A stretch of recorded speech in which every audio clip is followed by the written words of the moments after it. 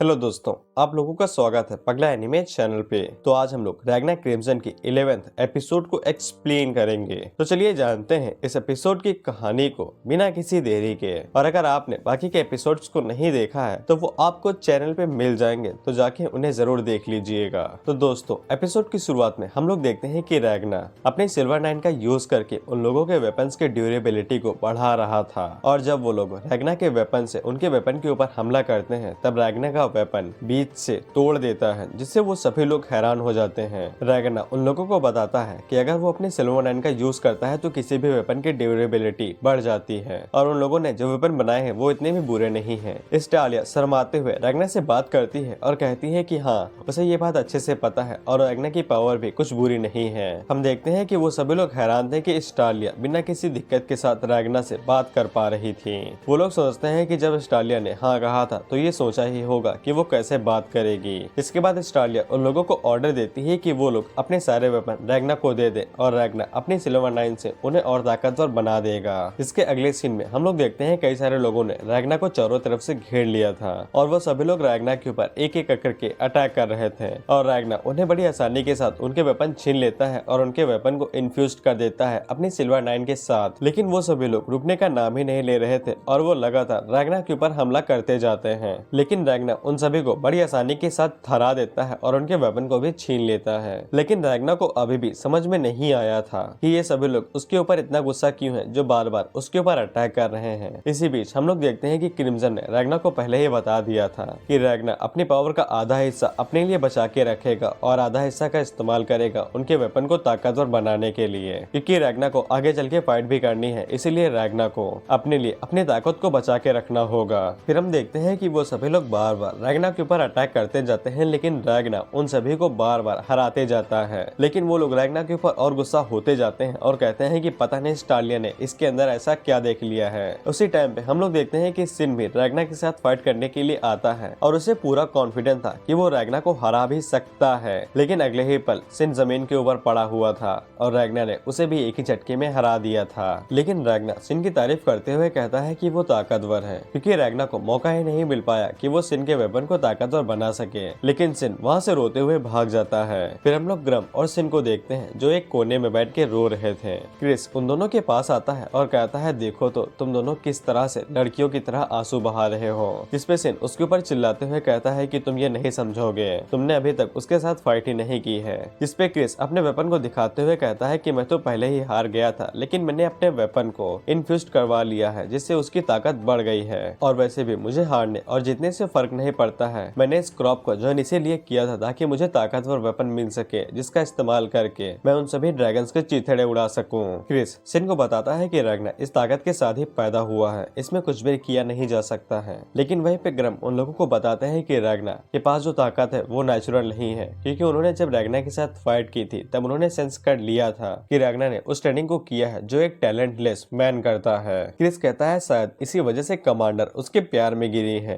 जिसपे ग्रम आगे से कहता है यही तो जिंदगी के सबसे बड़ा दुख है। वहीं पे सिन फिर से खड़ा होता है और वो जाते हुए कहता है कि वो रैग्ना को फिर से चैलेंज करेगा जब तक वो रैग्ना को हरा नहीं देता है, क्योंकि बैटलफील्ड के अंदर सिन कभी किसी ताकतवर के पीछे नहीं रहना चाहता है। उसी टाइम पे हम लोग ग्रया और हसला को देखते हैं जो कि रैग्ना के पास आती हैं और उससे पूछती हैं कि वो टालिया के बारे में क्या सोचता है और टालिया उसको कैसे लगती है। उन्हीं दोनों के पीछे हम लोग सिन को देखते हैं और रैग्ना ने अभी तक सिन को 7 बार हरा दिया था। वहीं पे रैग्ना हसला और ग्रया से कहता है कि उसे नहीं पता है कि वो लोग किस बारे में बात कर रहे हैं। रैग्ना उन दोनों से कहता है कि ऐसा नहीं है कि मैं टालिया को नापसंद करता हूँ, लेकिन वो दोनों उसे पूछती है कि टालिया तुम्हारे बारे में जानते हो, क्या सोचती है कि तुम उसे हॉट लगते हो। जिसपे रैग्ना उसे बताता है कि तुम अभी की मेरे हालातों को देखो, मैं पट्टियों में कवर हूँ, अगर मैं इन्हें हटा देता हूँ तो वो पक्का नाराज होगी, क्योंकि वो मुझको एक चिकना लौंडा समझती होगी, लेकिन मैं असल में वैसा नहीं हूँ। जिससे वो दोनों काफी हैरान हो जाती हैं कि रैग्ना कैसी अजीबोगरीब बातें कर रहा है। लेकिन उन दोनों को इस बात के ऊपर हंसी भी आ जाती है कि रैग्ना कितना फनी है। उसी टाइम बाद हम लोग देखते हैं कि रैग्ना ने उनके वेपन को भी इन्फ्यूज कर दिया था अपनी सिल्वर नाइन के साथ और वो दोनों अपने गन्स का इस्तेमाल करती हैं फाइट करने के लिए। उसी टाइम पे हम लोग देखते हैं स्लाइम बाहर आता है जो कि काफी छोटे साइज में था और वो रैग्ना के सर के ऊपर बैठा हुआ था। रैग्ना स्लाइम को याद दिलाता है कि उसे बाहर दिखने की इजाजत नहीं थी।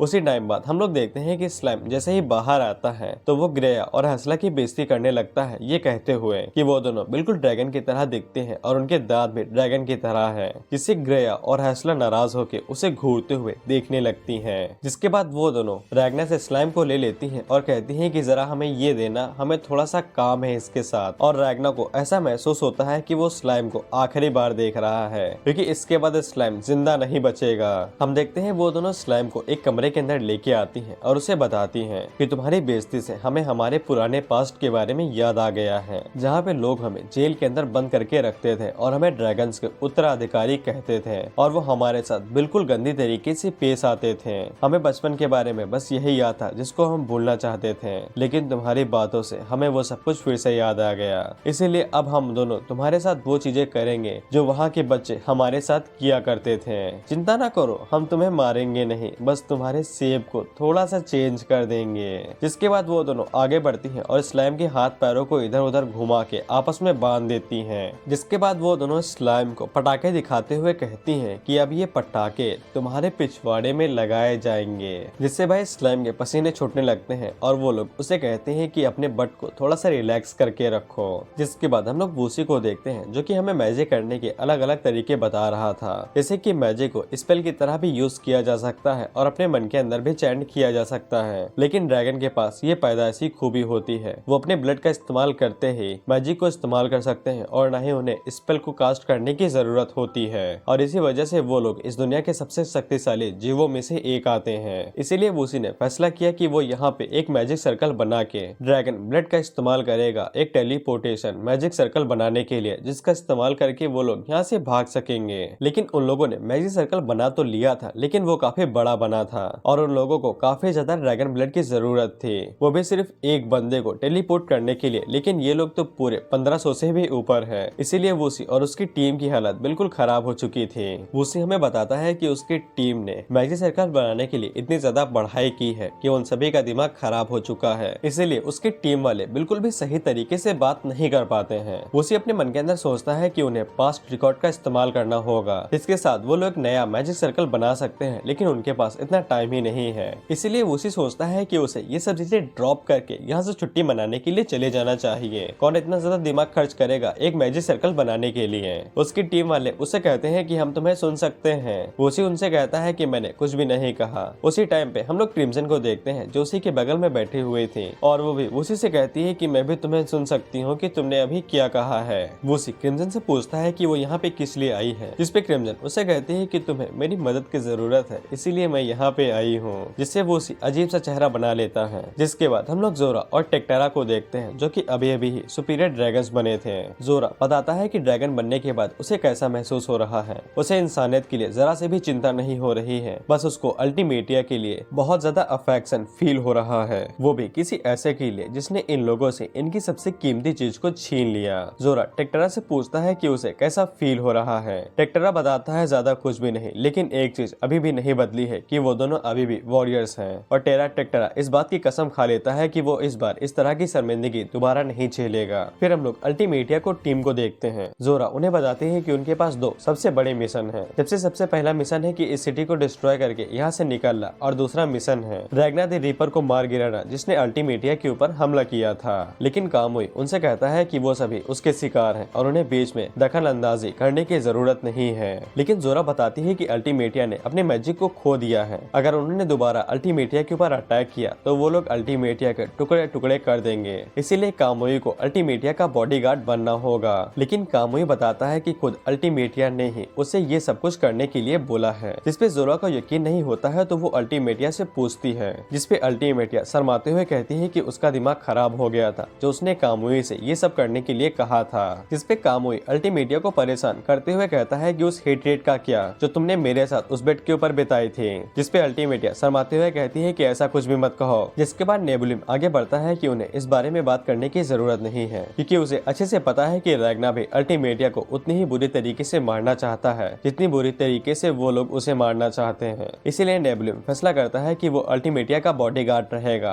अगर उन्होंने दोबारा अल्टीमेटिया के ऊपर अटैक किया तो नेबुलिम खुद उन्हें अपने हाथों से मार देगा। जोरा नेबुलिम से कहती है कि तुम तो सच में बड़े हो गए हो। लेकिन अल्टीमेटिया उन लोगों से कहती है कि अगर वो दोनों उसके साथ रहेंगे तो फिर गॉड की इच्छा को पूरा कौन करेगा, और अल्टीमेटिया के लिए गॉड की इच्छा उसकी जिंदगी से भी ज्यादा जरूरी है। जोरा जोरा उसे कहती है कि तुम्हें इस बारे में चिंता करने की जरूरत नहीं है, वो तुम मेरे ऊपर छोड़ दो। लेकिन तुम्हें एक चीज समझने की जरूरत है कि हम लोग इंसानों के प्रति और ज्यादा दया नहीं दिखा सकते हैं, कि हम लोग नेबुलियम के बैरियर का इस्तेमाल करेंगे उन्हें मारने के लिए, जिससे उन्हें तकलीफ भी नहीं होगी। हम लोग एक ही बार में इस कंट्री के जितने भी लोग हैं उन सभी को डिस्ट्रॉय कर देंगे। अल्टीमेटिया भी इस बात को समझती है और वो ज्यादा सेल्फिश नहीं हो सकती थी, इसीलिए अल्टीमेटिया उन लोगों को वो सब करने की इजाजत दे देती है जो वो लोग करना चाहते थे। जोरा अल्टीमेटिया को बताती है कि उसे क्या करना है, उसे ज्यादा कुछ नहीं करना है, बस 40,000 ड्रैगन्स को ऑर्डर देना है कि वो सिटी के जितने भी लोग हैं उन सभी को खा जाए। इसके बाद जोरा और टेक्टरा यहाँ से चले जाएंगे सिल्वरलैंड प्रिंसेस स्टालिया को मारने के लिए, और जोरा बोर्गिस को ऑर्डर देके जाती है कि उसे